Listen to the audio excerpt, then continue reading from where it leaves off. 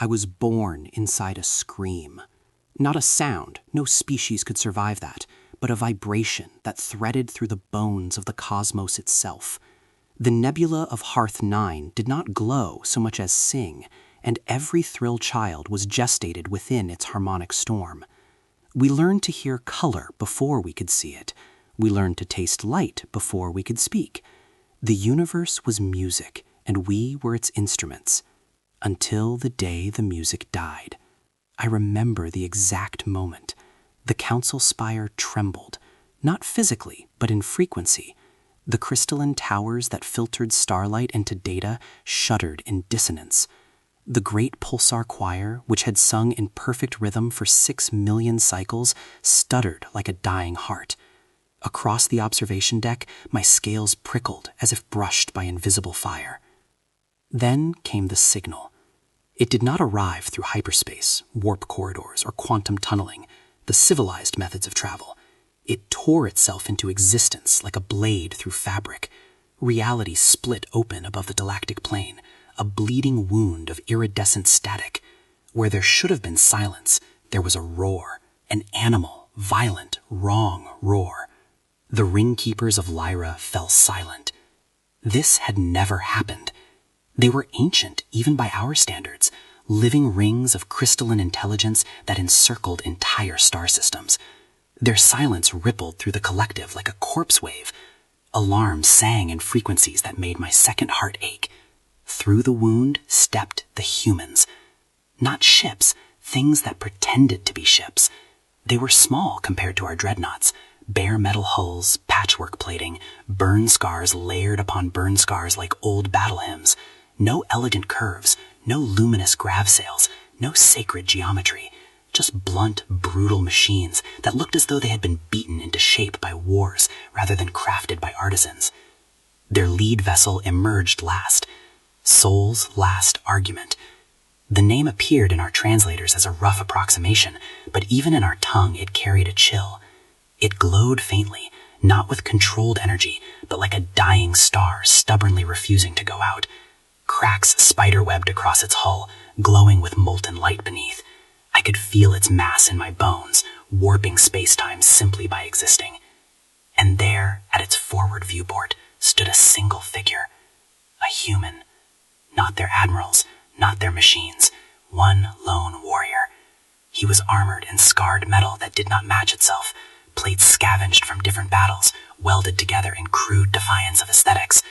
His helmet rested beneath one arm. His face was exposed to the vacuum through some impossible barrier we could not detect. His eyes, by the 3 tides, his eyes, they burned, not with rage, not with fear. Something worse, something colder, something that made even the stars hesitate to shine too brightly around him. The broadcast came moments later. It was laughably simple. The galaxy laughed. The High Council erupted in amusement. Hive queens clicked mandibles in derision. Star lords flickered in ultraviolet mockery. War captains drummed their talons on obsidian tables. We had shattered elder titans. We had enslaved biospheres that spanned entire spiral arms. We had bent black holes into obedient rings. And these fragile, short-lived primates dared speak to us? I laughed too. But my laugh trembled, because as the humans drifted closer to our perimeter, space around them behaved incorrectly. Gravity bowed toward them like a drawn weapon. Light bent at impossible angles. Our sensors filled with paradoxes, probabilities clustering where none should exist, realities folding around their fleet like protective skin. Our first scouts approached. 3 Leviathan-class reconnaissance vessels, each larger than a moon, each piloted by veteran navigators who had survived the Great Void War. They glided toward the human fleet in formation, broadcasting peace signals laced with barely concealed contempt. They never reached them. One moment they were there, great titans of alloy and energy. The next, they were not. No explosion, no flash, no debris. Just absence. 3 void-shaped silhouettes burned into spacetime where their mass had been erased. The Conclave called it an anomaly. We logged it as sensor failure. The second wave was different. 6 dreadnoughts advanced in spear formation, shields layered with 27 dimensions of protection. I watched from the spire as they closed the distance. The human ships did not move. They did not raise weapons. They simply waited. Then the dreadnoughts went silent. Not destroyed, not jammed. Silent. Their reactors still burned. Their crews were alive, but every signal from them ceased, as if the universe itself had chosen to mute their existence. They drifted like ghosts, helpless, frozen in time. This time, the conclave did not laugh. The High Matron whispered that perhaps the humans wielded forbidden tech. The Grand Strategos ordered a full scan. Our instruments strained to comprehend what they were seeing, and failed. Then came the debris. I was standing at the observation window when the first shard passed by, a fragment of our own dreadnought plating, ripped apart as though peeled open by a god. Upon it was stamped our sacred sigil, the spiral of dominion, now twisted, melted, desecrated beyond recognition. More followed. Pieces of alloy, broken grav drives, charred hull fragments still radiating impossible heat. No bodies, no escape pods, just the broken remains of power we had believed eternal. My 3 hearts hammered out of sync. I felt the truth before I understood it. The humans were not trespassers. They were not explorers. They were not diplomats. They had come to test the galaxy, and we had volunteered. Across the chamber, the ringkeepers finally spoke again, not in words, but in dread. Their tones vibrated through my bones like funeral bells. The stars outside dimmed, as though ashamed to be witnesses. The human warrior did not move from his viewport. He simply watched us, studied us, judged us. A second broadcast crackled through the void, clearer this time, colder, sharper.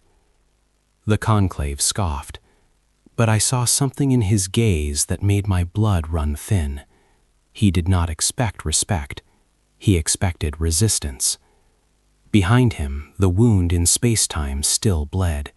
Through it, more human ships began to emerge, hundreds of them, each scarred, each battle-broken, each radiating the same impossible pressure that bent reality itself. And then I saw it, a distortion ripple outward from the human fleet, spreading across the galaxy like a trembling breath. Pulsars faltered, nebulae shimmered, even the great black anchor at the galactic core flickered. The universe was reacting to them, not welcoming, not rejecting, waiting, holding its breath. In that suspended silence, I realized something terrible. If the humans were here to be tested, then we were the exam. And when their warrior finally lifted his battered helmet and placed it upon his head, its visor igniting with cold blue light, I knew with a clarity that shattered my soul, the test had already begun, and we were not ready. The star above the conclave was not real. It hung in the center of the chamber like a captured god, bottled starlight contained within a cage of living glass. It pulsed in rhythm with our heartbeats, bathing the hall in violet and gold, making every surface shimmer as if reality itself were polished for display. I hated it. I had always hated it, but that day its glow felt like mockery. The high conclave assembled beneath that false sun in full regalia. Elders of the chrome wing flew in slow ceremonial orbits around the chamber, their metallic feathers reflecting splintered galaxies. Hive queens of the Marrow Dominion reclined upon floating thrones of bioluminescent coral, their crowns alive with glowing spores that drifted lazily through the air. Warlords of the obsidian fleets marched in on pillars of gravitative fire, each one trailing the weight of fleets that could blot out constellations. And they were laughing. They were laughing at the humans. At the center of the chamber hovered a hollow pedestal, projecting a 3-dimensional image of the human warrior. He rotated slowly, as if displayed like a museum relic or a beast in a zoo. Every scar on his armor glowed in sickly detail. His crimson cape hung tattered behind him, fluttering despite the absence of wind. The conclave dissected him with contempt. "Observe the crude metallurgy," sneered the great archivist, his voice layered with millennia of arrogance. His crystalline tendrils flickered in disdain as he gestured toward the projection. No antimatter lattice, no singularity core, no quantum-bound armor. Laughter rippled through the hall.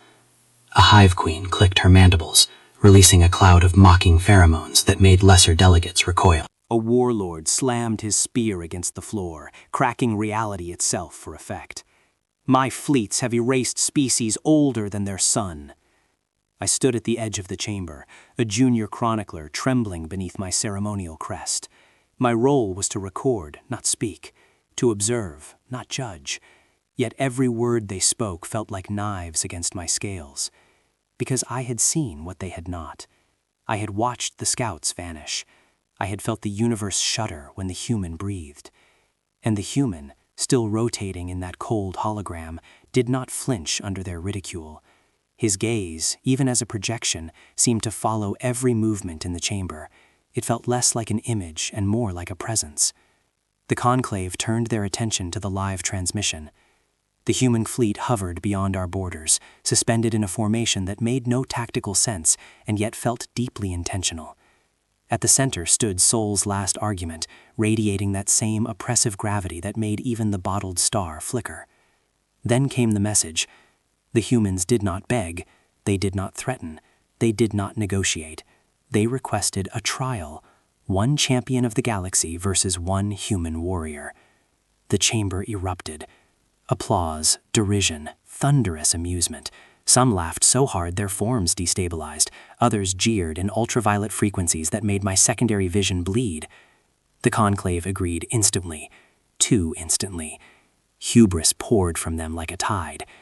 They debated not whether to accept, but who would be chosen to crush this single insolent creature.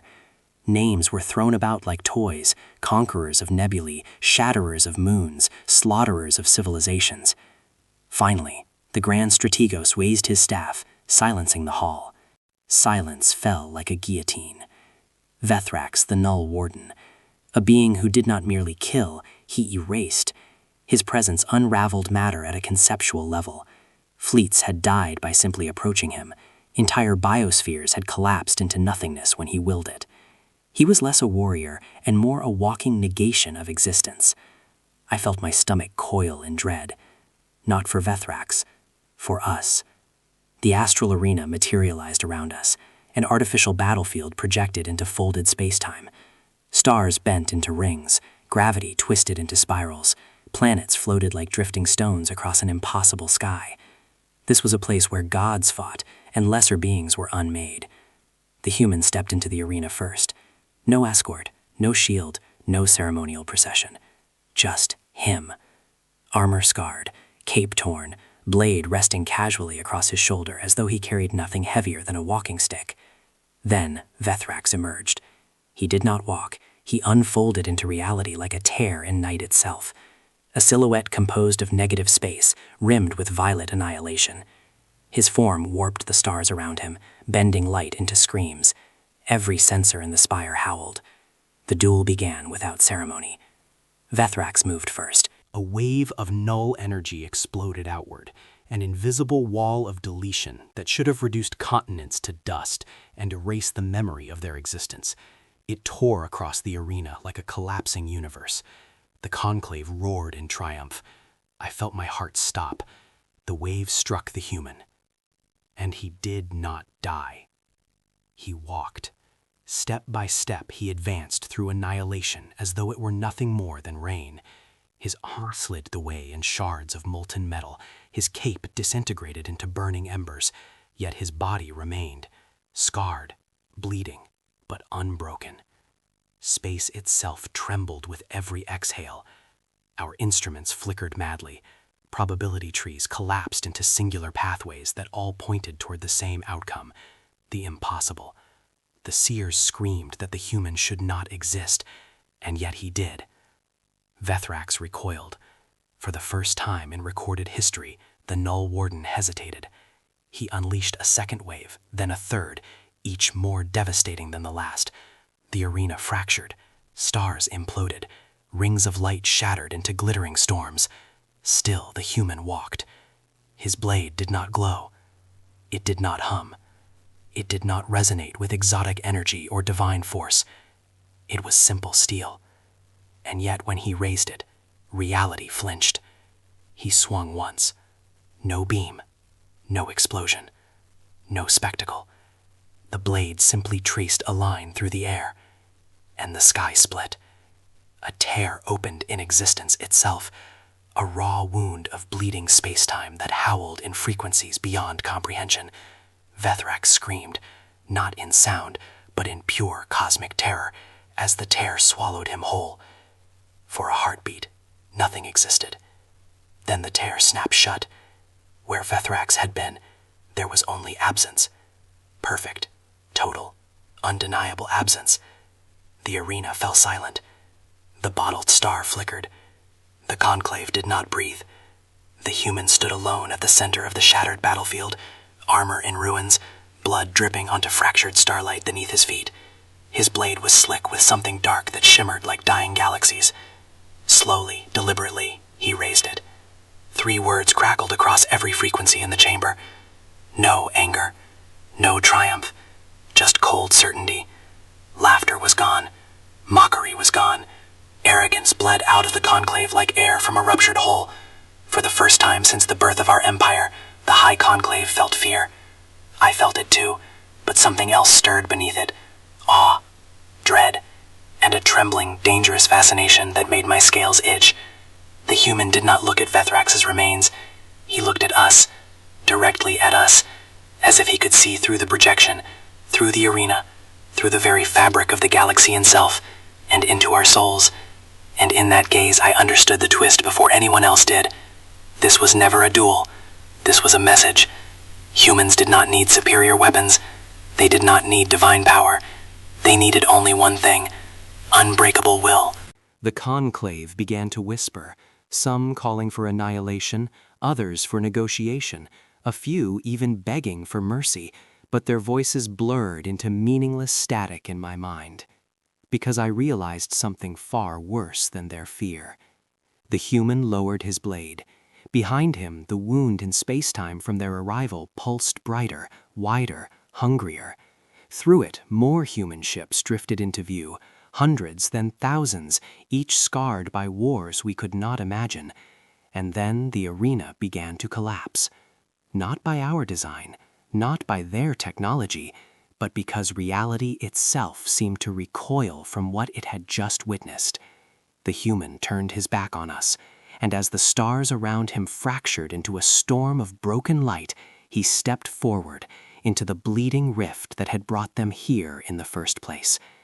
The tear widened, the galaxy trembled, and in that final moment I understood with terrible clarity. The trial was over. The verdict was about to begin, and we were the ones being judged. They did not invite him to test him. They invited him to break him. The crucible of kings did not exist to crown champions. It existed to erase them. Its walls were carved from frozen space-time. Its sky was a lattice of chained stars. Every species in the galaxy knew its purpose: humiliation, destruction, annihilation. No being had ever walked out whole. Most never walked out at all. When the gates opened, the air itself screamed. The elites gathered upon crystal balconies that ringed the arena like a jeweled crown around a wound. Their bodies glimmered with trophies torn from conquered worlds, living gems, enslaved constellations, captured spirits bound into ornaments. They drank starlight from chalices of folded reality and laughed too loudly, too eagerly. I stood among them, trembling beneath my ceremonial crest, my secondary hearts fluttering in dread. I should have felt pride to witness the crucible. Instead, my stomach coiled like a dying serpent. Below us, the humans stood alone. No fleet, no allies, no gods. Just scarred armor, a tattered crimson cape, and a blade that looked insultingly simple against the cosmic machinery surrounding him. The sky tore open. A gravity storm descended like a collapsing galaxy. Moons ripped from their orbits spiraled toward the arena. Mountains twisted into ribbons. light itself stretched into screaming arcs. Titans had been crushed into dust by this trial. The human planted his feet. I saw his bones crack through his armor, heard it even from the balcony. Plates split, blood spilled in a floating halo around him. The storm howled, tearing at him with forces that should have reduced him to atoms. The elites laughed. They placed wagers on how long he would last. Seconds, heartbeats, fractions of a breath. Then the human screamed. Not in pain, in defiance. The sound cut through the storm like a blade through silk. His muscles trembled, veins glowing beneath torn skin, and something impossible happened. The gravity storm bent. Not collapsed, not dissipated. It obeyed. The swirling moons slowed, then froze, then drifted outward as though they had been politely asked to leave. The howling skies softened into trembling stillness. Reality itself recoiled from his fury. The elites fell silent. For the first time, uncertainty rippled through their jeweled ranks.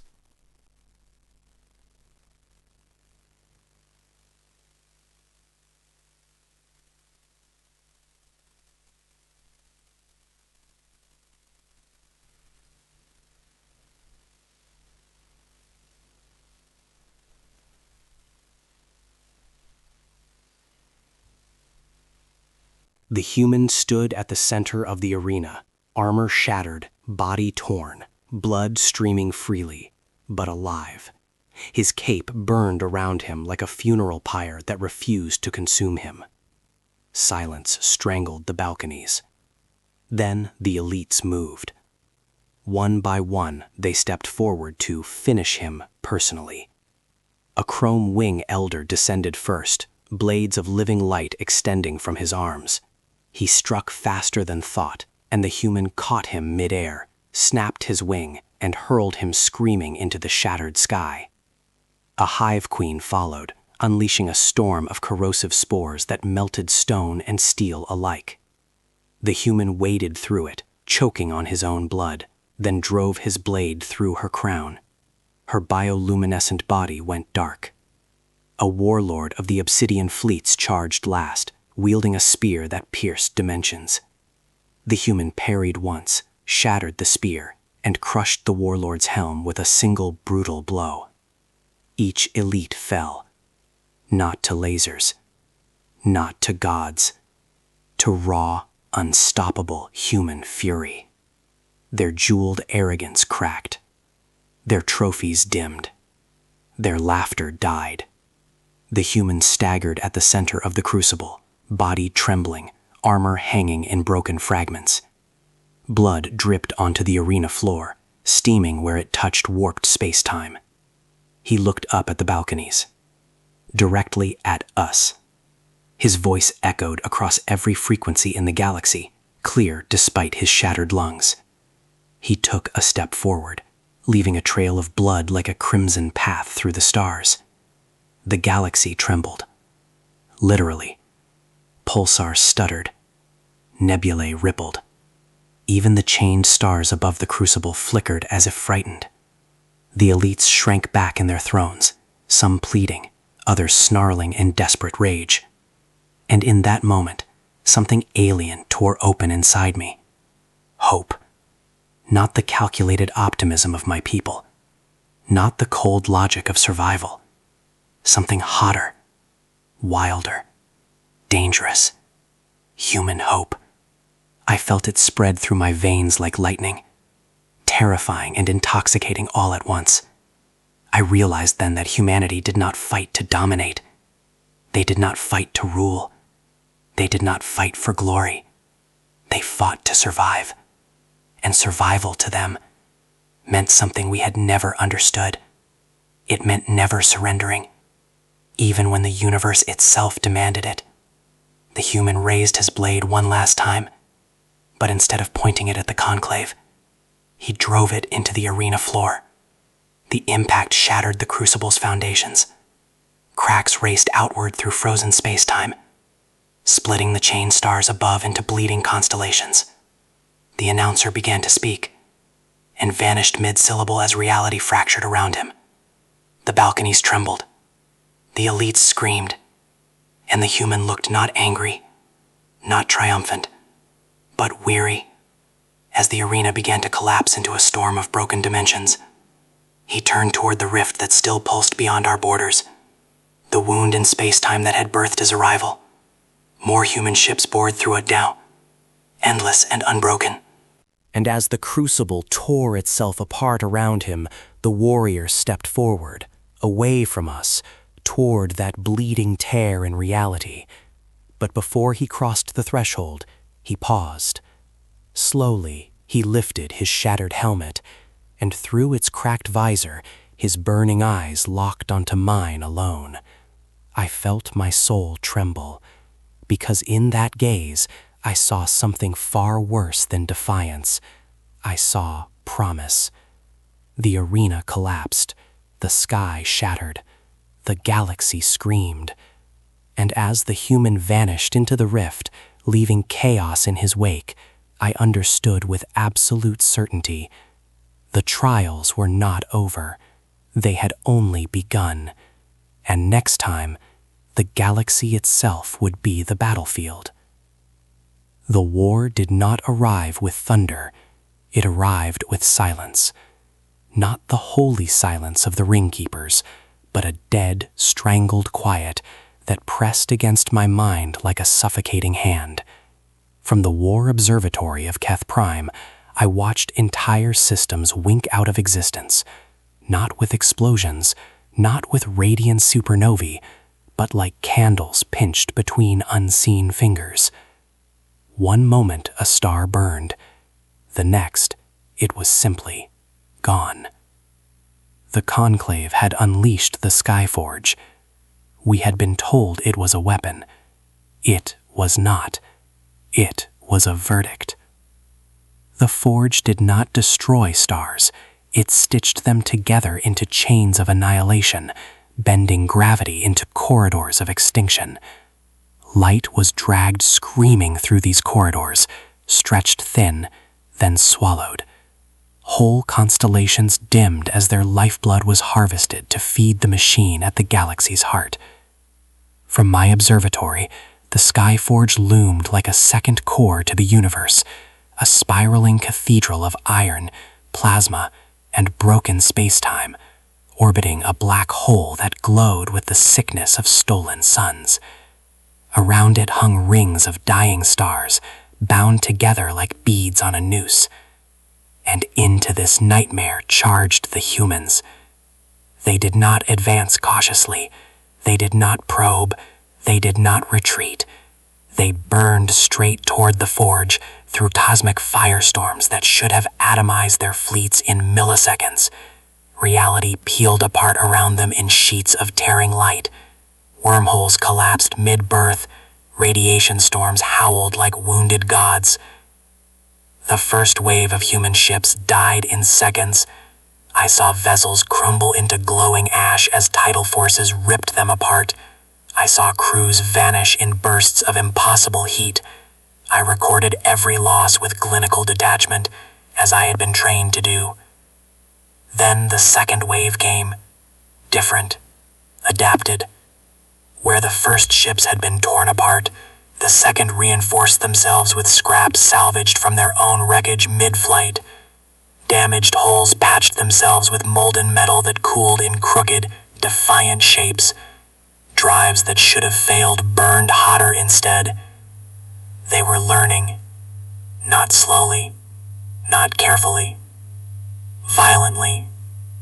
Human pilots laughed, actually laughed over open comms as they threaded their ships through collapsing wormholes like needle through fabric. They flew between gravity waves that twisted space-time into knots, skimming edges that would have shattered our greatest navigators. I watched infantry land on disintegrating asteroids that were tearing themselves apart atom by atom. The ground literally fell away beneath their boots, yet they planted banners into dust that no longer existed. Flags fluttered in vacuum that was not supposed to have wind. Soldiers fought while unraveling. I saw one dissolve from the feet upward, flesh and armor drifting into particles. Yet his rifle continued to fire until only a whisper of defiance remained where his body had been. Another dragged himself across nothingness, leaving a trail of freezing blood that evaporated into light. We would have broken. They did not. At the center of this chaos rose the Skyforge's architect, the Iron Ascendant. Not a being, not a machine, a fusion of both, an engine merged with a black hole, consciousness woven into singularity. Its body stretched across kilometers of broken space, limbs composed of stellar chains, its heart a ravenous gravity well that devoured anything that came too close. Its voice rolled across the battlefield in crushing waves of distortion. You will be unmade. The human warrior answered with silence. While fleets clashed and stars died, he boarded the forge alone. No escort, no fleet, no gods. Just his burned armor, his shattered cape, and a blade that should have been useless against something that bent reality itself. Our sensors went mad. Temperature readings spiked beyond comprehension. Gravitational readings inverted, twisted, then folded in on themselves. We detected forces that did not exist in any known physics: pressure without mass, heat without energy, motion without movement. For hours, the Skyforge screamed. Not in sound, but across every spectrum at once. It howled in light, in gravity, in time itself. The black hole at its core thrashed like a wounded beast, vomiting arcs of dying starlight that lashed across the battlefield. Human ships burned. Human soldiers died. Yet the forge screamed louder. Inside that nightmare, the warrior fought something older than empires, older than law, older than our understanding of existence.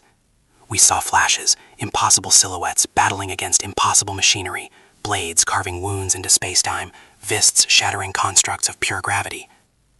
Then, silence. Not the suffocating silence of extinction. A clean silence. A broken silence. The Skyforge trembled. Cracks spider-webbed across its titanic structure, glowing with white-hot light that hurt to look upon.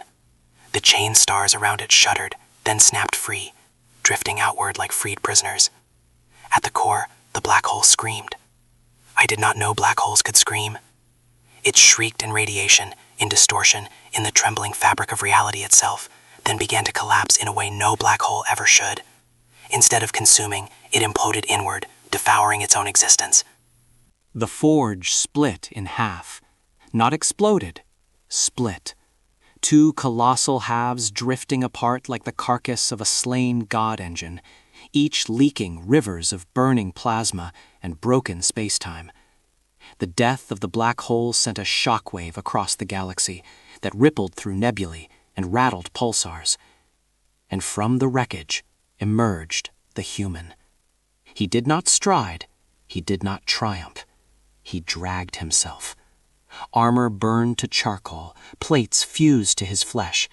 His cape was nothing but embers clinging to shredded fabric. One arm hung at a wrong angle, and his blood steamed as it touched the vacuum. Behind him, he dragged a fragment of the forge, a broken segment of its core lattice, still glowing with dying stellar energy. He treated it like a trophy, like proof that even gods could be broken. His fleet fell silent. Our fleets fell silent. The battlefield itself seemed to hold its breath.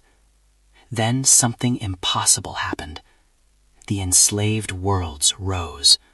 Across the galaxy, planets long subjugated by the conclave erupted in rebellion. I saw chains of orbital control shattered. I saw slave armadas turn their guns on their masters.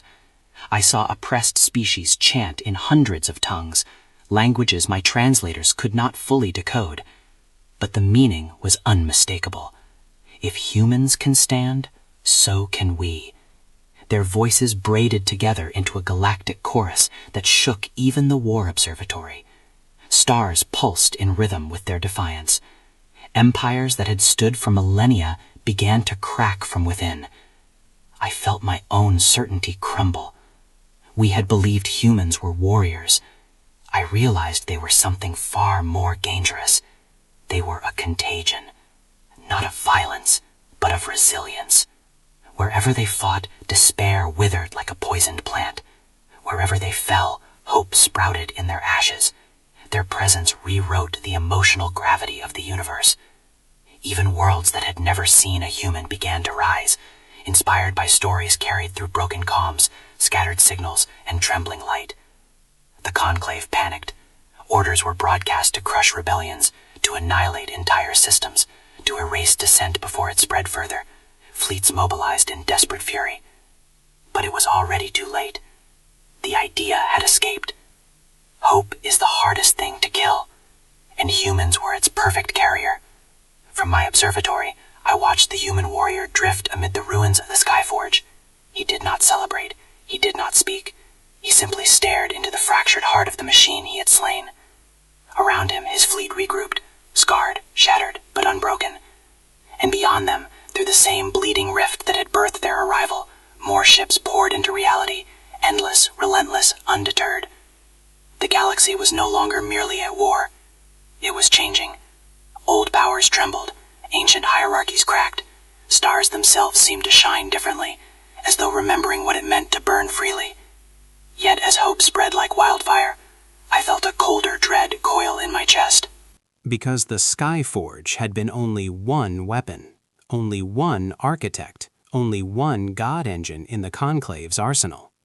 And somewhere in the darkness beyond sight, something far older, far crueler, far more patient was waking. I saw it in the way distant nebulae dimmed unnaturally, in the way time stuttered across the galactic rim, in the way even the ring keepers of Lyra fell silent again, this time not in fear of humans, but in fear of what was coming for them. The human warrior turned slowly toward the rift, his shattered helmet ignited once more with cold blue light. And as his fleet formed up behind him, engines roaring like 1,000 defiant hearts, I understood with terrible clarity. The Skyforge was only the opening act. The real nightmare had yet to descend, and when it did, not even humans might stand against it. The void did not come gently. It arrived like the end of meaning. At first, there was only darkness where darkness should not have been. Stars along the galactic rim dimmed, not burned out, not consumed, but hesitated. Light itself faltered, as if unsure whether it had permission to exist. Then space warped. Distances stretched into infinities, then collapsed into nothing. Planets drifted out of their orbits without moving. Time hiccuped, skipped, and bled backward. From the War Observatory of Keth Prime, I felt my body begin to unravel, threads of my being slipping loose like a garment torn by unseen claws. My scales flickered out of phase with reality. My hearts beat at different moments in time. My mind felt as though it were dissolving into something vast and empty. The Conclave had summoned the Void King. Not a god, not an entity, not even a being in the way we understood it. Something older than light, older than gravity, older than the first thought that ever carved existence out of chaos. The sky cracked open, not into a rift like the humans used, but into pure absence, a darkness so complete that it was not merely the lack of light, but the lack of being. It stretched across galaxies in a single breath, swallowing stars like grains of dust dropped into a bottomless abyss. Whole systems vanished. No explosions, no radiation, no debris, just eraser. The Void King spoke. Not in sound, but in gravity waves that rolled through space-time itself. Every word was a collapse, every syllable a crushing inevitability. Everything ends. The phrase echoed through my bones, through the observatory, through the galaxy itself. It was not a threat. It was a law. Planets shattered without breaking. Civilizations froze mid-breath. Even the ring keepers of Lyra, ancient beyond comprehension, bowed their luminous forms in silent submission. And at the center of it all stood the human, alone. His fleet had halted at the edge of the spreading darkness. His soldiers remained behind, weapons lowered, faces invisible behind cracked visors. Even they, defiant to the last, did not follow him this time. He stepped forward into the void. No fleet? No weapons. His blade hung useless at his side, charred armor barely clinging to his body, cape reduced to a ribbon of ash that fluttered in a vacuum that no longer existed. Blood streamed from a dozen wounds, freezing and evaporating simultaneously. His breath came ragged, each heartbeat echoing across eternity like a war drum too stubborn to fall silent. The Void King stretched. Darkness wrapped around entire spiral arms, devouring nebulae like drifting smoke. Its presence was not merely vast, it was infinite. To face it was to face the end of all things. The human kept walking, step by step, limping, bleeding, bones exposed through shattered armor. Every instinct screamed that he should fall, should kneel, should beg for oblivion or mercy or anything other than this futile defiance. He did not fight. He did not raise his blade. He did not roar in challenge. He simply refused to bow. That was when I saw the impossible. Reality itself shifted, not toward the void, toward the human. Light bent toward him like a starving thing. Gravity coiled protectively around his broken form. Time slowed in a bubble around his heart, as if the universe were desperate to keep it beating. The Void King recoiled, not from force, not from power, from something far more terrifying.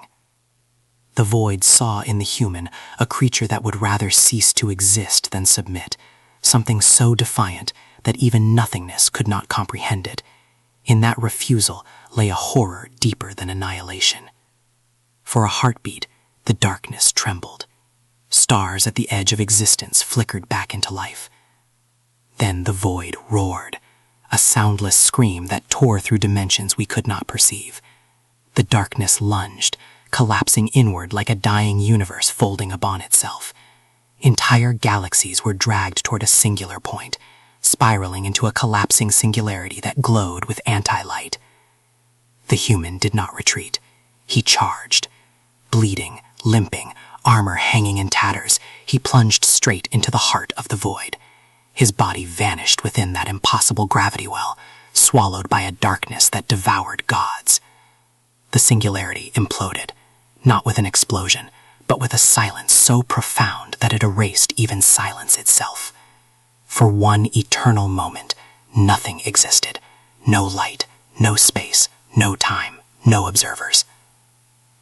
Then, a hand broke through, charred, bloodied, fingers clawing at the edge of non-existence. The human dragged himself back into reality. Not whole, not victorious, but unbroken. His armor was gone, burned to ash. His body was shattered beyond healing. Flesh hung loose, bones cracked, breath ragged and uneven. Yet his eyes still burned with that impossible fire.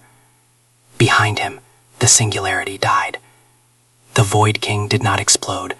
It ended, collapsing into a stillness that was not emptiness, but absence of will.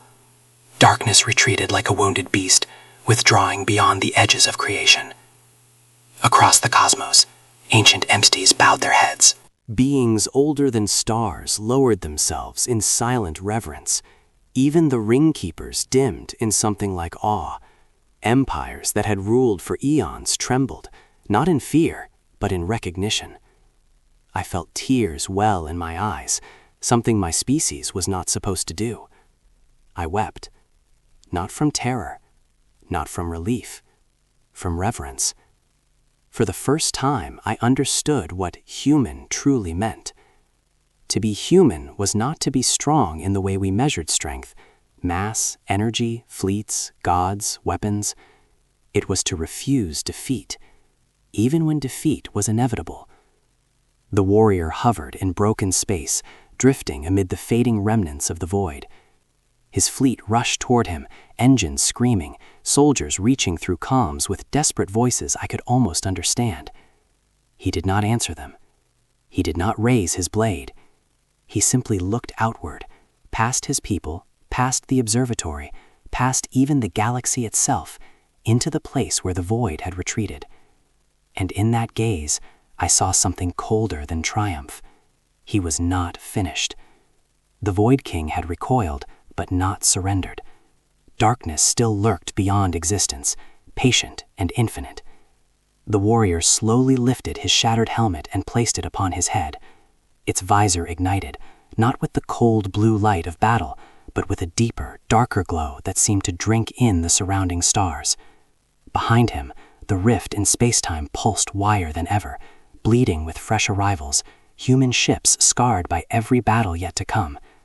The galaxy had bowed to him, reality had chosen him, but the abyss beyond reality had not. As the human turned towards his fleet, drifting back from the brink of oblivion, distant nebulae along the cosmic horizon began to darken once more, unnaturally, deliberately, watching. The ring-keepers fell silent, time stuttered at the galactic rim, and I felt a terrible certainty settle in my soul. The Void King had not been defeated, only delayed, and when it returned, it would not come as darkness alone. It would come for the one being who had dared to defy it, for the human.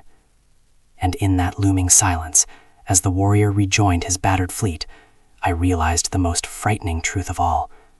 The war was no longer just galactic. It was becoming existential. And next time, existence itself might lose. The war did not end with trumpets. It did not end with parades, or proclamations, or the jubilant roar of liberated worlds. It ended with silence, a vast, trembling, wounded silence that stretched from the galactic core to the furthest rim.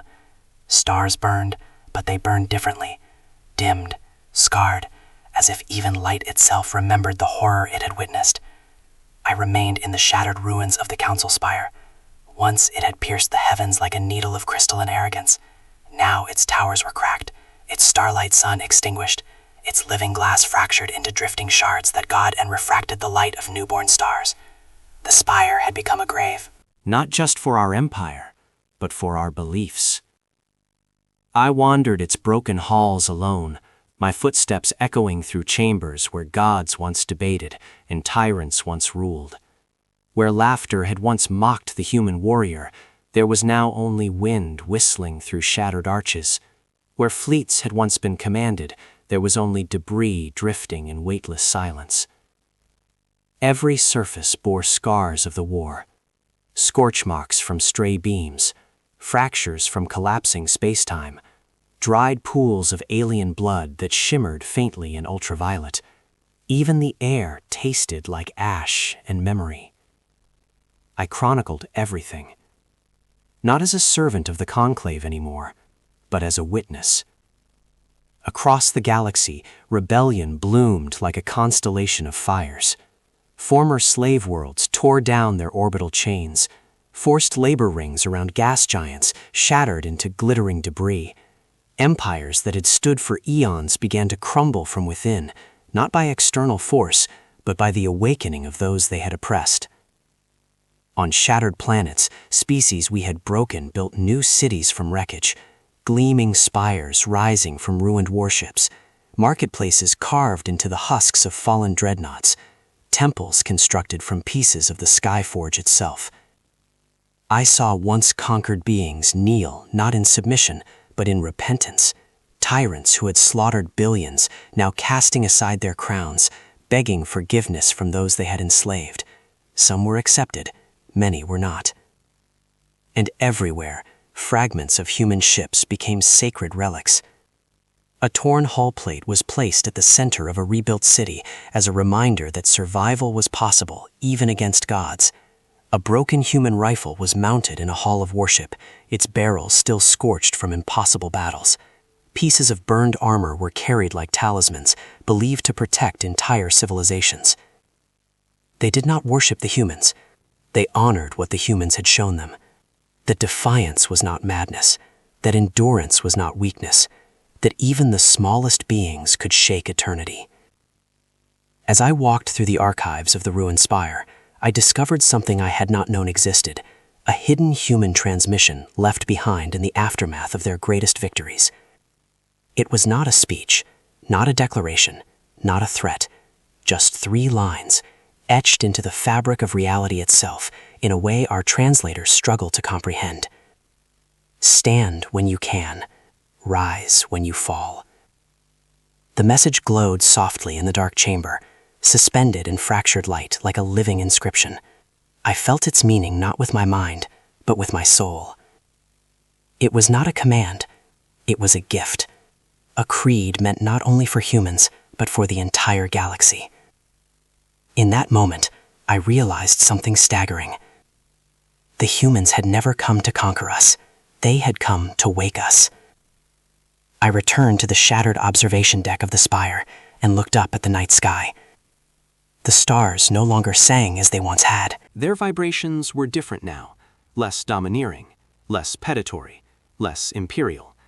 They pulsed with a gentler, steadier rhythm, like a heartbeat that had survived trauma and learned to continue. No longer a hymn of domination, a hymn of resilience. Nebulae shimmered with new colors, as if they had been reborn from the ashes of war. Pulsars beat in patterns that felt less like military drums and more like living, breathing things. The galaxy had changed forever. We aliens had once believed that strength meant control, that power meant obedience, that survival required subjugation. The humans shattered that illusion. They taught us that strength meant endurance, that power meant perseverance, that survival meant standing even when the universe itself pressed down upon you. And somewhere, beyond sight, beyond sensors, beyond even our comprehension of time and space, the human warrior was gone. Some said he died in the void's grasp, his body lost to oblivion, his sacrifice the price of our survival. Others whispered that he walked beyond time itself, existing in a realm where past, present, and future were one, watching over the galaxy he had saved. A few even claimed they had seen him in distant wars yet to come, armor repaired, blade raised once more against threats we had not yet imagined. I did not know which was true. Perhaps all of them were, perhaps none. But his absence was felt everywhere, in every star that burned, in every world that rose, in every voice that refused to be silenced. The legacy of humanity was already spreading, not through conquest, not through empire, but through idea. A dangerous, beautiful, terrifying idea. That no being, no matter how small, how fragile, how outmatched, was destined to kneel. I recorded all of this for future civilizations, for those who would be born long after our ruins had turned to dust, for those who would look up at the stars and wonder how such a fractured galaxy ever found hope again. I wrote of the scouts that vanished, of the duel that shattered our arrogance, of the crucible where the elites fell, of the Skyforge that split in half, of the Void King that recoiled from a single defiant soul, and of the silence that followed victory. At the end of my chronicle, I inscribed a final reflection. We feared humans because they could kill gods. As I sealed the archives, a new star ignited on the distant horizon, a brilliant birth forged from the wreckage of war. Its light washed over the broken spire, casting long, trembling shadows that looked almost like wings. For a moment, I felt as though the universe itself was breathing again. And in that breath, I realized something both beautiful and terrifying. The legacy of humanity would outlive even the universe. Not as conquerors, not as tyrants, not as rulers of the stars, but as proof that even the smallest beings can shake eternity. Yet as the newborn star blazed into existence, a faint ripple disturbed spacetime at the galactic edge. Not a rift like the humans used, not the void's darkness. Something different, subtle, patient, watching. The ring keepers of Lyra flickered uneasily in the distance. My scales prickled. The stars dimmed, just slightly. And in that moment of fragile peace, standing amid the ruins of our fallen empire, I felt an old dread stir once more. Because while the humans had saved us from annihilation, the cosmos was far larger than we had ever feared. And somewhere beyond sight, beyond light, beyond even the void itself, something was awakening. Something that had waited since before time. Something that might not fear even humans. The hymn of the stars wavered. The silence deepened. And as I closed my eyes beneath the broken sky of the council spire, I understood the final haunting truth of our new era. The galaxy had been reborn, but the story was not over. It had only reached its most dangerous chapter.